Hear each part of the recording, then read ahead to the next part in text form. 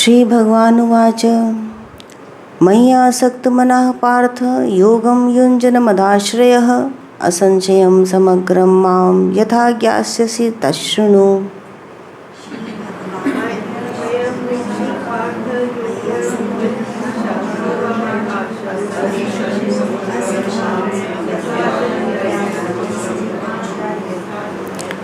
ज्ञानन्तेऽहं सविज्ञानमिदं वक्ष्याम्यशेषतः यज्ञात्वा नेह भूयोन्यज्ञातव्यमविशिष्यते।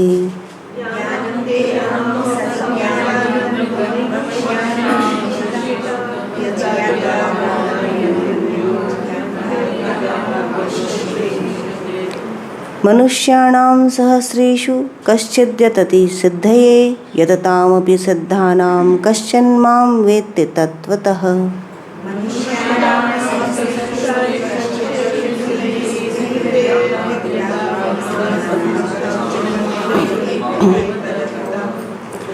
भूमिरापो नलो वायुः खं मनो बुद्धिरेव च अहंकार इतीयं मे भिन्ना प्रकृतिरष्टधा।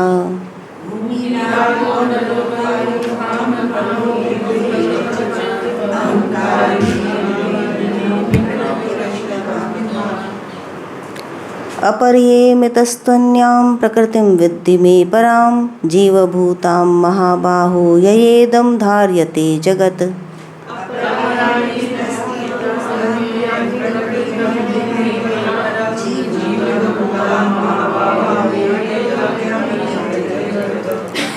एतद्योनीनि भूतानि सर्वाणि तुभ्यधारय अहं कृत्स्नस्य जगतः प्रभवः प्रलयस्तथा।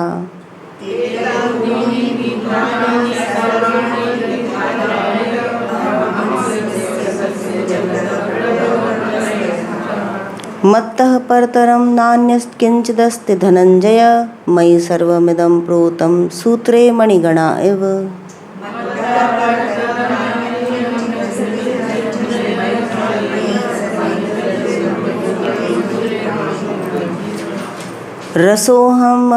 रसोऽहमप्सु कौन्तेय प्रभास्मि शशिसूर्ययोः प्रणवः सर्ववेदेषु शब्दः खे पौरुषं नृषु।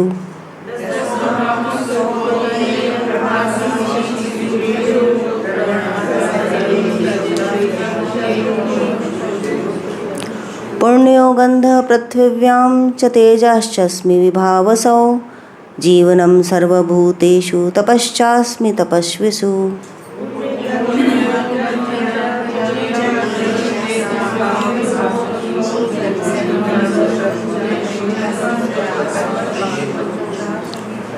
बीजं मां सर्वभूतानां विद्धि पार्थ सनातनं बुद्धिर्बुद्धिमतामस्मि तेजस्तेजस्विनामहम्।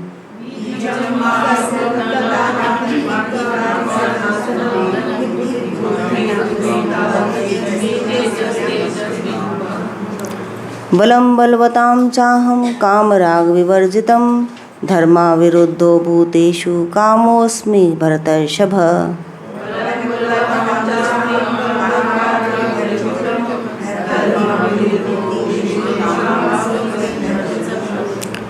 ये चैव सात्विका भावा राजसास्तामसाश्च मत्त एवेति तान् विद्धि न त्वं तेषु ते मयि।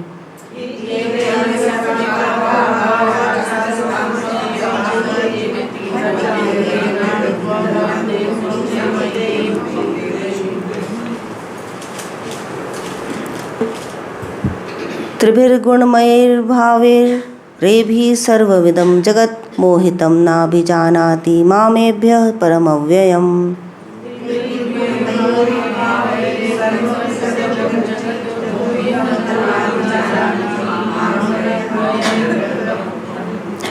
दैवी भेषा गुणमयी मम माया दुरतया मामेव ये प्रपद्यन्ते मायामेतां तरन्ति ते।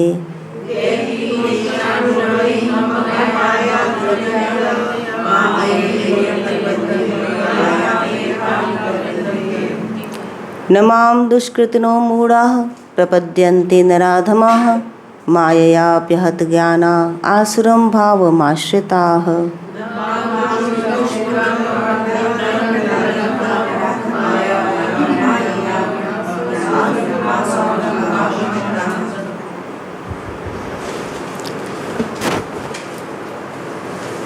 सुंदर श्लोकों के माध्यम से भगवान बता रहे हैं इस अध्याय में अपनी परा और अपरा प्रकृति के विषय में।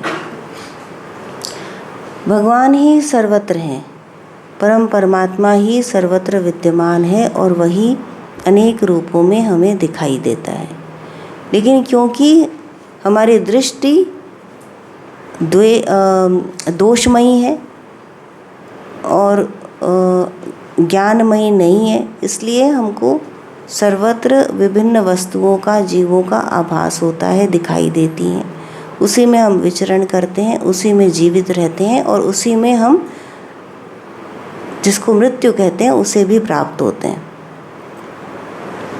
तो कैसे हम उसको जानें कि क्या कारण से हम इस पृथ्वी पर आए, यह जीवन क्या है, इसके पहले और पीछे क्या है, जो कुछ हम कर रहे हैं उसका अभिप्राय क्या है, उससे हमें क्या प्राप्त होगा और क्या हमको प्राप्त होना चाहिए। तो इन विषयों पर जो कोई सोचता है, जो उस पर ध्यान देता है, वह अर्जुन के श्रेणी में आ जाता है। अब पहले अध्याय को हम अधिकांशतः छोड़ देते हैं। मैंने कभी भी पहला अध्याय नहीं लिया, हमेशा दूसरे अध्याय से आरंभ किया। तो पहले अध्याय में क्या है कि अर्जुन का विषाद, संसार को लेकर के उसका अनर्गल प्रलाप। क्या कहता है कि मैं यदि मैंने मार दिया, मैंने युद्ध किया, तो मैं पाप का भागी होऊंगा। अपने ही गुरुओं के भाई भतीजों के रक्त से मैं इस धरा को यदि लाल कर दूं तो मैं पाप के सागर में डूब जाऊंगा। और इतने लोग मर जाएंगे तो उनकी जो स्त्रियां होंगी वो सब विधवा हो जाएंगी, वो दूसरों के संपर्क में आएंगी और जो पुत्र होंगे वो वर्ण संकर होंगे और उसके बाद जो वो आहुति तर्पण देंगे तो पितरों को भी शांति नहीं मिलेगी। आप देखिए कहाँ तक उसकी सोच जा रही है कि अभी ऐसा है और मैं ऐसा करूँगा तो कल ऐसा हो जाएगा, 100 साल बाद ऐसा हो जाएगा, 10 साल बाद ऐसा हो जाएगा, 1 साल बाद ऐसा हो जाएगा। तो ये क्या नई बात है? नहीं। हर जीव, हर मनुष्य, हर जीव नहीं, मनुष्य ऐसे ही सोचता है कि मैंने जो कुछ किया उसका इफ़ेक्ट कहाँ तक जाएगा और ऐसा हो जाएगा। और फिर वो क्या करता है, उस सोच का भार अपने ऊपर लेकर के बैठा होता है। क्या ऐसा ही हमारे साथ भी तो नहीं है? ऐसा हो जाएगा तो ऐसा होगा, ऐसा हो जाएगा तो ऐसा होगा, और उसमें से कुछ भी नहीं होता है। ये बहुत अच्छी बात है। 99% वैसा नहीं होता है। एक बार एक काम करिए कि एक डायरी रख लीजिए। स्पिरिचुअल डायरी तो भर नहीं पाती, वो वाली डायरी भरेगी। उसमें ऐसा करिए कि जो सोच आ रही है उसको लिखिए, लिखते जाइए। दिन भर जो सोच आ रही है मन में उसको लिखिए। शाम तक 2 डायरी की ज़रूरत पड़ जाएगी यदि आप सच्चाई से लिखेंगे। और फिर आप देखेंगे कि उसमें से कुछ भी नहीं हुआ, जो कुछ हमने सोचा था वैसा नहीं हुआ। और ये बहुत अच्छी बात है। लेकिन इससे क्या अभिप्राय क्या है? इससे अभिप्राय ये है कि हम दबे होते हैं अपनी सोच से और अपने एक संसार का निर्माण करते हैं अपने विचारों के माध्यम से। ऐसा होगा तो ऐसा हो जाएगा। लेकिन हम उस सोच को भगवान के चरणों में नहीं रखते। अर्जुन ने क्या किया? अपने विचारों को, अपने भावों को, अपने दुख को, अपने विषाद को कृष्ण के चरणों में रखा। और जब रखा तो यहीं से भगवत गीता आरंभ हो गई। भगवत गीता अर्थात भगवान का गीत जो भगवान ने गाया। तो बस इतना सा ही अंतर है। हर आदमी, हर मनुष्य परेशान है, व्यथित है, कभी किसी पीड़ा से, कभी किसी पीड़ा से। लेकिन रोता किसके आगे? अपने परिवारजनों के आगे, अपने आगे, उसे लगता है कि डॉक्टर ठीक कर देगा तो डॉक्टर के आगे रोता है, उसे लगता है कि कोई उसको बिजनेस में हेल्प कर देगा तो उसके आगे रोता है, भगवान के आगे नहीं रोता। वो क्या है, वो सजा के रखने की वस्तु है, उसको दिन में सुबह जा कर के 10-15 मिनट वहाँ पर काम कर लीजिए, ख़त्म। अब वो थोड़ी आएंगे एग्ज़ाम पास कराने, वो थोड़ी आएंगे बिजनेस कराने। This is the mentality. और ये क्यों है? माया। दिस इज़ कॉल्ड माया। तो इन अध्यायों में इन श्लोक में भगवान ने माया के बारे में ही बताया है। त्रिभुर्गुणमयैर्भावैरेभिः सर्वमिदं जगत। गुणों में विकार रूप सात्विक, राजस और तामस, इन तीनों भावों से अर्थात उपर्युक्त राग, द्वेष और मोह आदि पदार्थों से यह समस्त जगत प्राणी समूह मोहित हो रहा है, अर्थात विवेक शून्य कर दिया गया है।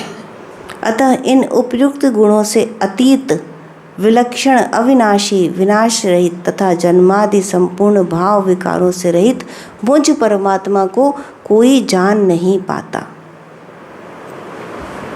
जो मोहित जन समुदाय है वो उसे देख रहा है जो नित्य उसको दिखाई दे रहा है, होता हुआ, बनता हुआ, बिगड़ता हुआ, और उससे वो पूरी तरह से आविर्भूत है। इस बात को समझना है कैसे, परमात्मा क्या है और माया क्या है। द्वैवी वेशा गुणमयी मम माया दुरत्यया मामेव ये प्रपद्यन्ते माया में ताम तरन्ते। क्योंकि यह उपर्युक्त देवी माया अर्थात मुझ व्यापक ईश्वर की निज शक्ति मेरी त्रिगुणमयी माया दुस्तर है, अर्थात जिससे पार होना बड़ा कठिन है, ऐसी है। इसलिए जो सब धर्मों को छोड़कर अपने ही आत्मा मुझ मायापति परमेश्वर की ही सर्वात्म भाव से शरण ग्रहण कर लेते हैं, वे सब भूतों को मोहित करने वाली इस माया से तर जाते हैं, वे इसके पार हो जाते हैं, अर्थात संसार बंधन से मुक्त हो जाते हैं। आदि शंकराचार्य कह रहे हैं भगवत गीता का 700 श्लोकों की इस गीता का हर शब्द विलक्षण है, अद्भुत है और अपने आप में पूर्ण है। तो आदि शंकराचार्य की यह व्याख्या उसकी टू द पॉइंट व्याख्या है। तो भगवान क्या कह रहे हैं कि ये जो देवी माया है ये किसकी? मेरी शक्ति है, मेरी निज शक्ति है और त्रिगुणमयी है, तो बड़ी दुस्तर है, इससे पार पाना कठिन है। इसलिए इसको फिर कैसे हम इसको पार करें? भगवान आप ही कह रहे हैं कि इसको कठिन है पार पाना, तो हम कैसे पार पाएं? तो भगवान कहते हैं कि जो सब धर्मों को छोड़कर केवल मेरी शरण में आ जाता है, वे सब भूतों को मोहित करने वाली इस माया से तर जाता है, अर्थात संसार बंधन से मुक्त हो जाता है। तो फिर एक नेचुरल प्रश्न आता है कि यदि इस माया से आपकी शरण लेके तरा जा सकता है, तो फिर सब इस आपकी शरण क्यों नहीं ले लेते, सब ऐसा क्यों नहीं करते? तो भगवान कहते हैं जो कोई पाप कर्म करने वाले मूढ़ और नराधम है, अर्थात मनुष्यों में अधम और नीच हैं, एवं माया द्वारा जिनका ज्ञान छीन लिया गया है, वे हिंसा, मिथ्या भाषण आदि आसुरी भावों से आश्रित हुए मनुष्य मुझ परमेश्वर की शरण नहीं आते। ये जो लिखा हुआ है ना कि जिनका ज्ञान छीन लिया गया है माया द्वारा, वे हिंसा, मिथ्या भाषण आदि आसुरी भावों से आश्रित हुए मनुष्य, तो ऐसा लगता है कि किसी बहुत ही नराधम पुरुषों की बात हो रही है, पर ऐसा है नहीं। कुछ चीज़ें हैं बहुत समझने की है 2-3 श्लोक के अंदर कि भगवत गीता किसकी बात कर रही है। तो हम जो बाहर की तरफ एक्शन कर रहे हैं उसकी बात नहीं हो रही। जब हम बात करते हैं भगवत गीता की तो क्या लगता है कि कर्म के सिद्धांत की बात है। भगवत गीता अर्थात कर्म का सिद्धांत, इस पर्यायवाची से लगते हैं। तो कर्म क्या है? हम कर्म पे आके टिक जाते हैं कि संसार में जो अच्छा काम कर रहा है वो अच्छा मनुष्य है, जो खराब काम कर रहा है वो खराब मनुष्य है। इसीलिए जब एग्ज़ाम्पल दिया जाता है कि एक कसाई ने गीता के वचन कहे, ज्ञान था उसके पास, तो बात समझ में नहीं आती कि ऐसा कैसे हुआ कि एक क्रोधी मनुष्य कैसे ऋषि हो सकता है। तो किसी को डांट रहा है, किसी को मार रहा है, वो ऋषि कैसे हो सकता है, ज्ञानी कैसे हो सकता है। तो बात बाहर के कर्मों की है ही नहीं, बात किसकी है, बात आपके आंतरिक अंतर मन में जो चल रहा है उसकी बात है। अब जब हम लिखते हैं, ये भी तो बाह्य कर्म हुआ। तो कुछ शब्द ये हैं, कुछ शब्द ये हैं, कुछ शब्द आपने अपनी कॉपी पे और लिख लिए, उससे क्या होगा। भगवद गीता क्या कह रही है, आंतरिक ज्ञान की बात कह रही है कि अंदर में क्या चल रहा है। कि जैसे एक सिंपल कुछ काम किया आपने कि एक मान लीजिए मोबाइल है, अब मोबाइल उठाया और उसमें कुछ देख रहे हैं, तो ऐसा बहुत सारे लोग करते हैं। लेकिन कोई इंडिविजुअल, प्रत्येक इंडिविजुअल मोबाइल को क्यों उठा रहा है और उसमें क्या देख रहा है, बहुत फ़र्क है ना। कुछ भी हो सकता है। अब मान लीजिए कि 1000 में से 10 ने मोबाइल के ऊपर भगवद गीता खोली, तो वो 10 का कर्म लगेगा कि बाकी सब का अलग अलग है, ये 10 का एक से है। लेकिन वो क्या सोच रहा है, उसने क्यों खोली, उसका उसके पीछे अभिप्राय क्या है, तो 10 का अलग अलग हो गया। भगवद गीता खोल के भी उनका अभिप्राय अलग अलग हो गया। अब मान लीजिए कि 10 में से 4 ने एक ही श्लोक खोला और उसका अर्थ जानना चाह रहे हैं, फिर भी अलग अलग हो जाएगा। क्यों अलग अलग हो जाएगा, क्योंकि उनकी स्थिति अलग अलग है, तो उस श्लोक को समझने की उनकी ताकत अलग अलग हो जाएगी। तो जो बाह्य कर्म है वो बताता नहीं कि आपकी आंतरिक स्थिति क्या है, अंदर में क्या चल रहा है, ये नहीं बताता। तो बाह्य कर्म का अभिप्राय ही नहीं है, आंतरिक कर्म से अभिप्राय है भगवद गीता के अंदर। तो बाह्य कर्म क्या है और आंतरिक कर्म क्या है, और इसका माया से क्या तात्पर्य है, इन श्लोक से क्या तात्पर्य है। तो जैसे ही हम जन्म लेते हैं वैसे ही हम आँखों को यूँ खोलते हैं और बाहर देखते हैं, सांस लेते हैं, बाहर की वायु को अंदर ग्रहण करते हैं। हमारा सब कुछ, सब इंद्रियां बाहर के संसार में विचरण करने लग जाती हैं और इस संसार को देखने लग जाती हैं, इसमें काम करने लग जाती हैं, इससे उत्पन्न होने वाले फल और दोष पर ध्यान देने लग जाती हैं और उसी को कार्य कारण जगत समझ करके उसी से हम अभिभूत हो जाते हैं पूरी तरह। तो बंध जाते हैं उसी से, उसी के आकर्षण में बंध जाते हैं। अब जो सच्चाई है वो दिखाई नहीं देती। तो ये जो बाहर की सेना है, ये क्या है, ये नारायणी सेना है, ये पकड़ के रखती है, हम उससे बंध जाते हैं। तो उस आकर्षण में बंधे हुए हम काम करते हैं, यही माया है। तो ये सब कुछ जब माया है तो भगवान कहाँ है, वो कहाँ है, और वो तो दिखाई नहीं दे रहा। तो हम अच्छे बुरे की बात करते रहते हैं, लेकिन जहाँ यहाँ जो लिखा है कि हिंसा मिथ्या भाषण करने वाले आसुरी भावों से आश्रित, तो ये कौन है, ये तो हम ही हैं। क्यों हम ही हैं, क्योंकि हम इसी जगत में कार्य व्यवहार कर रहे हैं, इसी के अंदर हम कार्य व्यवहार कर रहे हैं, इसी के अंदर हम अच्छे बुरे की को देख रहे हैं, जांच रहे हैं, परख रहे हैं कि हमें अच्छे काम करने चाहिए, हमें बुरा काम नहीं करना चाहिए। हम कर्म की बात कर रहे हैं जो आउटसाइड है। अंदर क्या है उसको हम जानने का प्रयास नहीं करते। क्यों नहीं करते, क्योंकि डरते हैं, क्योंकि डरते हैं। अंदर देखने का प्रयास नहीं करते क्योंकि हम बहुत ज़्यादा डरते हैं। ये माया का एक और गुण। तो माया ने क्या किया, सबसे पहले जैसे ही जन्म लिया वैसे ही आपको बताया कि ये तुम हो। एक बच्चा जैसे ही जन्म लेता है उसे क्या लगता है, this body, this mind, this बुद्धि, दे हाथ पाँव, ये सब क्या है, ये मेरा है, दिस इज मी। और उस मी के अंदर स्थित रह करके वो संसार में आचरण करता है।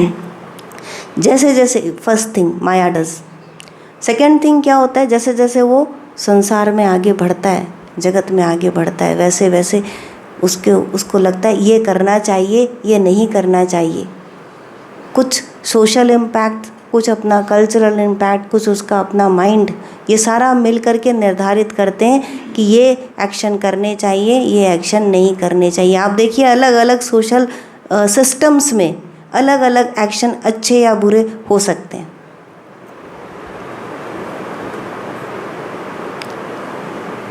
एक चोरों का समुदाय है, उसके अंदर जो बहुत अच्छी चोरी कर रहा है वो सबसे आगे। एक एकेडमिक्स करने वालों में जो पढ़ने वाले हैं उनके अंदर जो सबसे अच्छी पढ़ाई कर रहा है वो सबसे आगे। जो बिजनेस करते हैं उनको पढ़ाई से मतलब नहीं है, उनके अंदर जो सबसे ज़्यादा कमा रहा है वो सबसे आगे।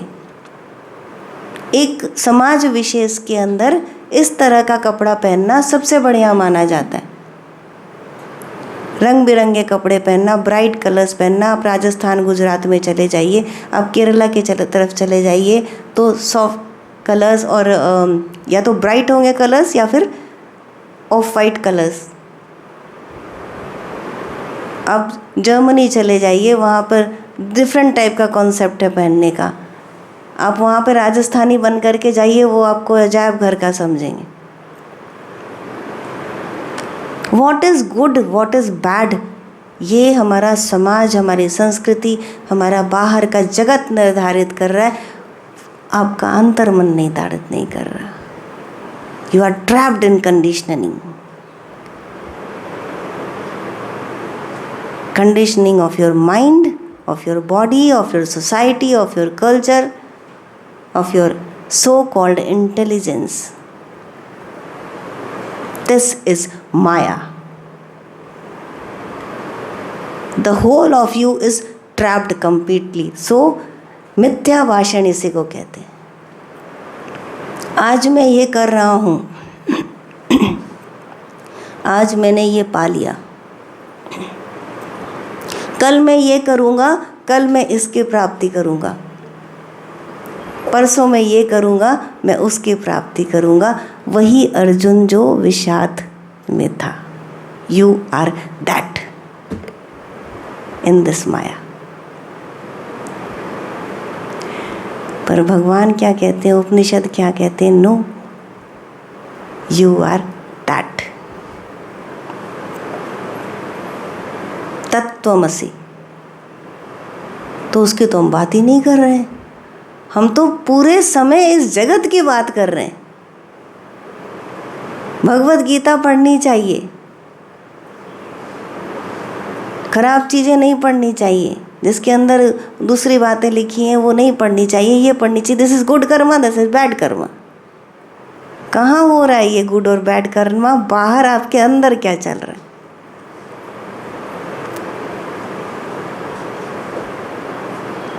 उससे नहीं नाता जोड़ते हम। एक ही चीज़ दिखती है, या बाहर या अंदर। इस उंगली को ऐसे करिए और देखिए, पास में करिए और देखिए, इसके पीछे का बैकग्राउंड दिख रहा है? ब्लर हो गया। अब बैकग्राउंड को देखिए, उंगली दिख रही?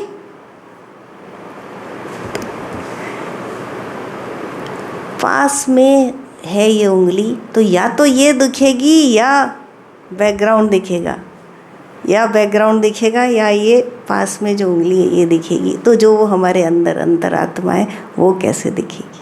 हम तो बाहर देख रहे हैं, हमारी दृष्टि बाहर है, हमारा इंद्रिया बाहर है, हमारा आचरण बाहर है, हमारा आहार और विहार दोनों बाहर है, हम अंदर हैं ही नहीं। दिखेगा कैसे?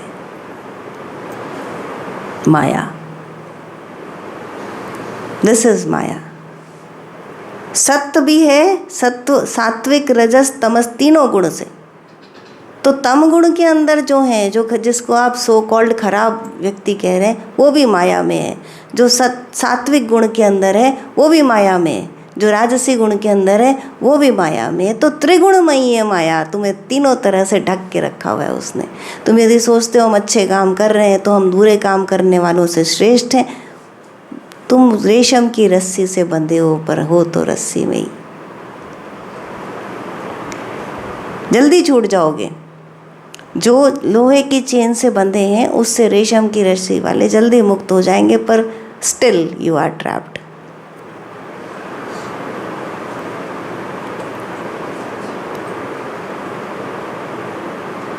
तो सबसे पहले तो अर्जुन बनना पड़ता है। भगवत गीता समझने के लिए अर्जुन बनना पड़ता है कि ये सब कुछ को जाने कि हम इसके अंदर ट्रैप्ड हैं, और उस सब कुछ को, अपने सभी समस्याओं को, विषाद को भगवत अर्पण करें। तो युद्ध क्षेत्र में खड़ा हुआ अर्जुन कहता है कि भगवान मेरे से ये नहीं होगा। तो भगवान उसको क्या कहते हैं? एक बार भी नहीं कहते कि तुम जीतो, विजयी भव। वो कहते हैं तुम युद्ध करो। और क्या कहते हैं? कौन सा युद्ध करने? उन्होंने उसको ये शस्त्र चलाने की शिक्षा नहीं दी वहाँ खड़े होके। उन्होंने कहा तुम समतों पर आ जाओ, और उसके बाद तुम जो भी करोगे अच्छा ही करोगे।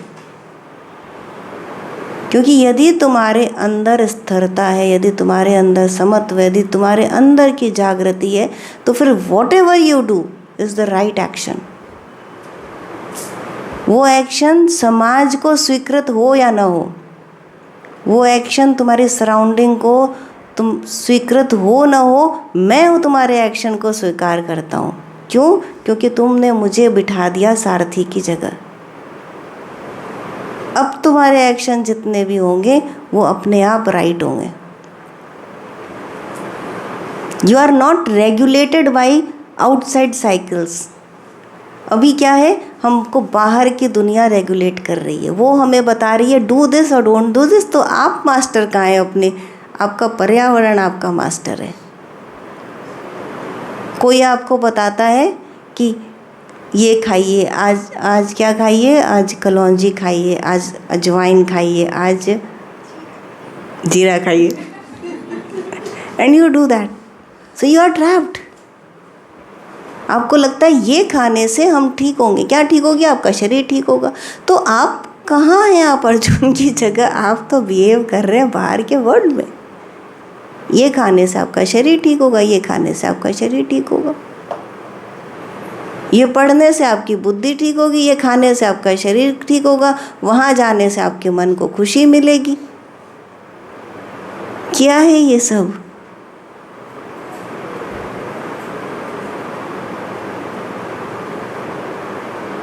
दिन में 1 मिनट भी यदि आंतरिक साक्षात्कार कर ले तो छूट जाएंगे इससे। दैट इज फ्रीडम फ्रॉम माया।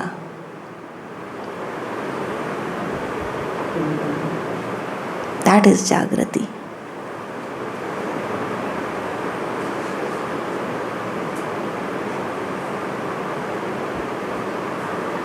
तो ये माया है, और ऐसी माया है, ऐसी ठगनी कि ठग लेती है, पता ही नहीं चलता कि कब फिसल गए। योगानंदा कभी जल्दी से उनके बुक्स में देखिए पुराणों की कोई इंसिडेंट्स नहीं देते हैं वो सब, लेकिन इस यहाँ पे उन्होंने दिया एक। तो उन्होंने कहा कि एक बार भगवान को, क्योंकि माया वैष्णवी माया है भगवान की, तो नारद जी ने एक बार उनको कहा भगवान को, आपकी माया इतनी ज़्यादा शक्तिशाली है कि कोई बच नहीं पाता, आप भी तो उसको टेस्ट करके देखिए, उसका स्वाद चख के देखिए। तो भगवान ने कहा अच्छा ठीक है, तुम क्या चाहते हो? तो नारद मुनि ने कहा कि ये जो सुवरी है इसके शरीर में प्रवेश करके देखिए। तो भगवान ने कहा ठीक है, मैं इसके शरीर में प्रवेश कर रहा हूँ, और 6 महीना तक यदि मैं ना लौटूँ तो तुम आह्वान मंत्र करना जिससे मैं बाहर आऊँगा, और फिर तुम इस शरीर के, इस सुवरी के शरीर के टुकड़े टुकड़े कर देना। तो नारद मुनि ने कहा ठीक है। भगवान उसके शरीर में प्रवेश कर गए, मज़ा आने लगा उनको। अब 6 महीने बीत गए, 12 महीने बीत गए, तो नारद मुनि को लगा है तो बहुत ज़्यादा हो गया। वो गए और भगवान को कहा कि चलिए, तो वो तो बोले नहीं, तुम जाओ यहाँ से। तो जब नारद ने वो भाला निकाला तो वो भागे अपने बच्चों को लेकर नाले के अंदर घुस गए। अब नारद मुनि ने आह्वान मंत्र किया कि भगवान बाहर आए। आह्वान मंत्र के कारण उनको बाहर तो आना पड़ा, but he was very reluctant to come, नहीं आना चाह रहे थे। तो जब नारद मुनि ने उनकी दशा देखी तो भाले से उनका शरीर के टुकड़े टुकड़े कर दिए। अब भगवान हंसते हुए बाहर आए, बोले ये जो बच्चों को खिलाने का सुख था ना बड़ा अच्छा था तो ये किसकी, भगवान की अपनी ही शक्ति जो है। भगवान ने कहा मेरी माया, उनकी माया है, उनकी शक्ति है। तो जब भगवान की शक्ति है तो फिर शक्तिशाली तो है। तो भगवान की शक्ति से भगवान ही पार दिला सकते हैं, और कोई पार नहीं दिला सकता। वही पार दिला सकते हैं, उन्हीं की शरण में जाना पड़ता है। तो अर्जुन ने क्या किया, वो भगवान की शरण में गया और पार पा गया। योग ध्यान ज्ञान बता दिया भगवान ने कि तुम ये देखो, और तब तुम इस जगत से अलग होके, इस संसार से वशीभूत होकर के जो काम कर रहे हो उसके बिना काम कर पाओगे। और तब तुम्हारा जो कर्म होगा, तब सभी कर्म वो तुम्हें प्रवृत्ति की तरफ नहीं, निवृत्ति की तरफ ले जाएंगे। जब दुर्योधन गया भगवान के पास और अर्जुन गया मांगने के लिए, तो भगवान ने कहा ये नारायणी शक्ति है, अपराजित सेना, जिसने कभी पराजय हासिल नहीं किया, ऐसी मेरी नारायणी सेना है। तो दुर्योधन ने वही मांगा, क्योंकि वो दिखता है, वो सामने है। यही तो हम सब मांगते हैं। आज भगवान निरोग कर दीजिए, कल नहीं मांगेंगे कुछ। आज भगवान धन दे दीजिए, लॉसेस हो गए, कल नहीं मांगेंगे कुछ। आज परिवार की समृद्धि दे दीजिए, कल नहीं मांगेंगे कुछ। कल आता ही नहीं है, शाम तक कुछ और मांग। ये माया है, दिस इज नेवर एंडिंग। तो हमको वो नहीं, ये इतनी आकर्षण में, इसके अंदर आकर्षण शक्ति इतनी अधिक है कि वो नहीं दिखता जो इसको दिखा रहा है। तो परमात्मा कहाँ है? यदि हमको ये सब जगत दिख रहा है, इसके कार्यकलाप दिख रहे हैं, हमको ये चाहिए, ये चाहिए, ये चाहिए, ये चाहिए, ये लेने से हमको सुख मिल जाएगा, ये लेने से हमको सुख मिल जाएगा, तो इसका मतलब कि सुख नहीं है। जब हम किसी चीज़ के लिए कह रहे हैं मिल जाएगा, दैट मीन्स कि वो सुख नहीं है। आप पानी का गिलास क्यों पीते हैं? बिकॉज यू आर थर्स्टी, आपके अंदर पानी नहीं है ना। तो यदि हम सुख के लिए भाग रहे हैं, ये मिल जाएगा, तो इसका मतलब सुख नहीं है अंदर। तो अंदर क्या है फिर? हमारे पास सब कुछ है, परिवार है, धन है, दौलत है, फिर भी क्या नहीं है कि किसके पीछे हम भाग रहे हैं? तो दैट रेस्टलेसनेस, दैट वो बेचैनी, क्यों है वो बेचैनी? क्योंकि कुछ गलत हो रहा है, कि हमारा जो स्वभाव है, जो हमारा पूर्ण परमात्मा का जो स्वभाव है, आत्मा का, उससे जब हम अलग होते हैं तो बेचैनी होती। और उस बेचैनी को हम इस माया से दूर करना चाहते हैं, हो नहीं पाता, क्योंकि उसको वो चाहिए ही नहीं। आप उसको जो दे रहे हैं उसको चाहिए नहीं। एक बच्चा दीदी रो रहा है, छोटा बच्चा, बोल नहीं पाता कि उसको क्या चाहिए, तो आप सब तरह से उसको चुप कराने की कोशिश करते हो। उसको कभी दूध पिला रहे हैं, कभी पानी पिला रहे हैं, कभी कुछ कर रहे हैं, कभी गोद में उठा रहे हैं, कभी घुमा रहे हैं, लेकिन वो फिर भी रोते जा रहा है।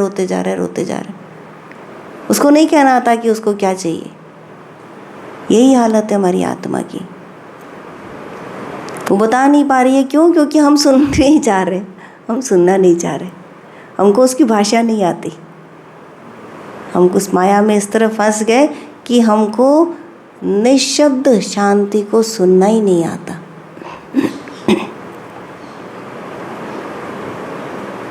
वहाँ जो आनंद है, जो आश्रय है, जो विश्राम है, हमको वो लेना ही नहीं आता।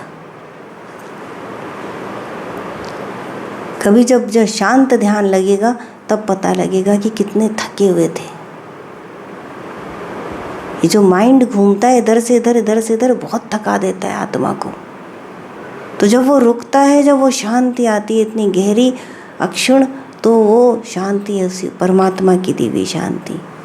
तब पता लगता है कि कितना थक गए थे घूमते घूमते, चलते चलते इस मायाजनित संसार में। तो दुर्योधन, हमारे ही अंदर वो दुर्योधन है जो उस नारायणी सेना को चूज करता है रोज रोज रोज रोज रोज रोज।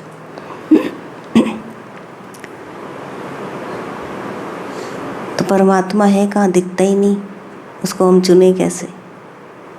वो कहता है मैं सर्वत्र हूँ।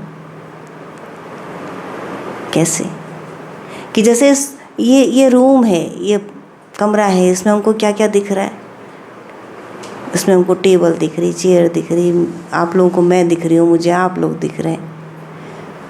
पर जिस प्रकाश से ये सब कुछ आलोकित है, वो प्रकाश हमको नहीं दिखता, क्योंकि वो इतना सटल है, इतना सबके अंदर पेनिट्रेटेड है, इतना इतना अधिक विलक्षण है, अद्भुत है और सामान्य है कि हम उसको देख नहीं पाते।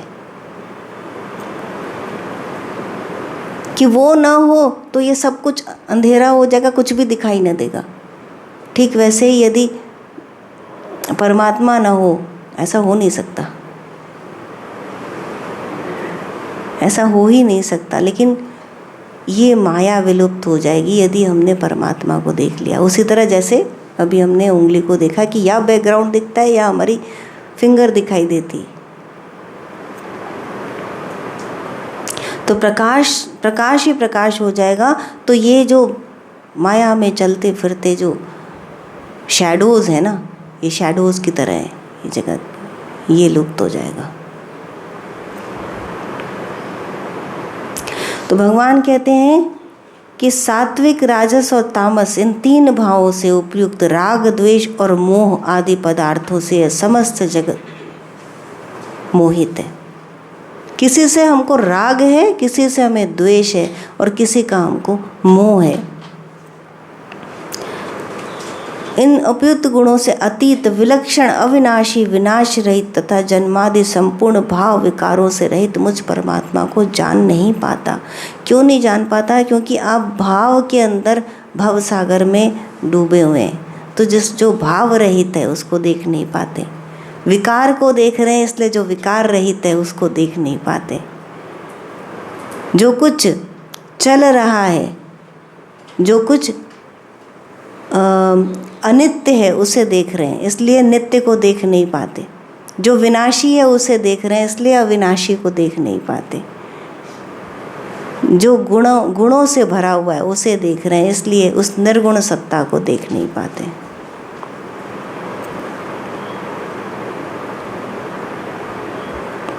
तो इससे कौन छुड़ा सकता है? तो केवल और केवल भगवान की शरण छुड़ा सकती है। भगवान कहते हैं मामेव ये प्रपद्यन्ते माया मेताम तरन्ते ते।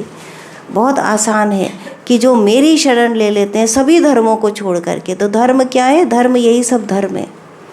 ये चाहिए, वो चाहिए, ये करना चाहिए, वो करना चाहिए। कि लगता है कि ये नहीं करेंगे तो सब कुछ बिखर जाएगा। ये धर्म है जो धारण किए इसको। ये जो लगता है, इस सब को छोड़ करके जो मेरी शरण लेता है कि नहीं चाहिए, रिजेक्ट करना पड़ता है इस माया को कि नहीं चाहिए। क्या चाहिए? कि मुझे तुम चाहिए। तब भगवान मिलते हैं।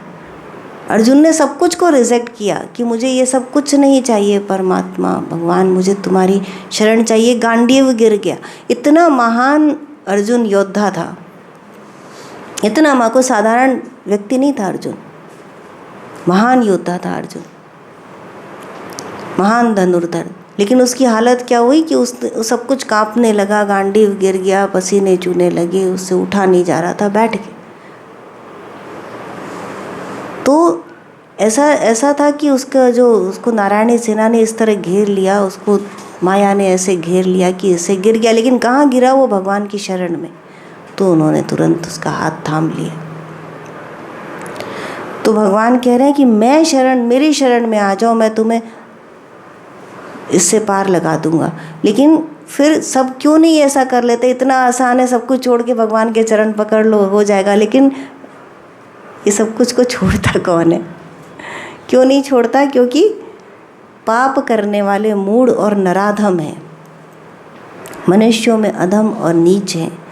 माया द्वारा उनका ज्ञान छीन लिया गया है। वे हिंसा, मिथ्या भाषण आदि आसुरी भावों से आश्रित हैं और ऐसे मनुष्य परमात्मा की शरण में नहीं जाते, इसलिए मुझे प्राप्त नहीं कर पाते।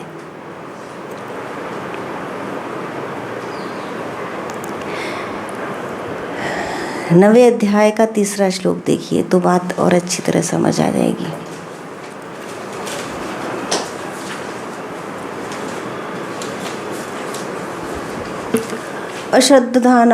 अश्रद्धानाः पुरुषा धर्मस्यास्य परन्तप अप्राप्य माम निवर्तन्ते मृत्यु संसार वर्तमनि। इस आत्मज्ञान रूप धर्म की श्रद्धा से रहित हैं, अर्थात इसके स्वरूप में और फल में आसक्ति भाव से रहित हैं, नास्तिक हैं। वे असुरों के सिद्धांतों का अनुवर्तन करने वाले, देह मात्र को ही आत्मा समझने वाले एवं पाप कर्म करने वाले इंद्रिय लोलुप मनुष्य, हे परंतप, मुझ परमेश्वर को प्राप्त न होकर मेरी प्राप्ति की तो उनके लिए आशंका भी नहीं हो सकती। मेरी प्राप्ति के मार्ग की साधन रूप भेद भक्ति को भी प्राप्त न होकर निश्चय ही घूमते रहते हैं। मेरी प्राप्ति के मार्ग की साधन रूप भेद भक्ति, तो कैसी भक्ति? जो भेदन कर जाए इस माया संसार को, वो भेद भक्ति, वो साधन है भगवान को प्राप्त करने का। उसे प्राप्त न करके वे घूमते रहते हैं। क्योंकि शरण में आने का अर्थ क्या होता है? कि भक्ति के साथ शरण, कि हम तुम्हारी शरण इसलिए चाहते हैं कि किस लिए चाहते हैं? कि हमको ये मिल जाए, इस मुसीबत से छुटकारा मिल जाए। ये शरण नहीं होती। शरण ये होती है कि हमको ये सब कुछ चाहिए ही नहीं, कि मुझे इसका आकर्षण समाप्त और तुम्हारा आकर्षण इतना अधिक है कृष्ण, कि मुझे ये नहीं चाहिए, तुम चाहिए। ये भक्ति, ये भेद भरी भक्ति होती है। जब ये होती है तब परमात्मा संसार सागर से पार करा देते हैं। जय श्री कृष्ण।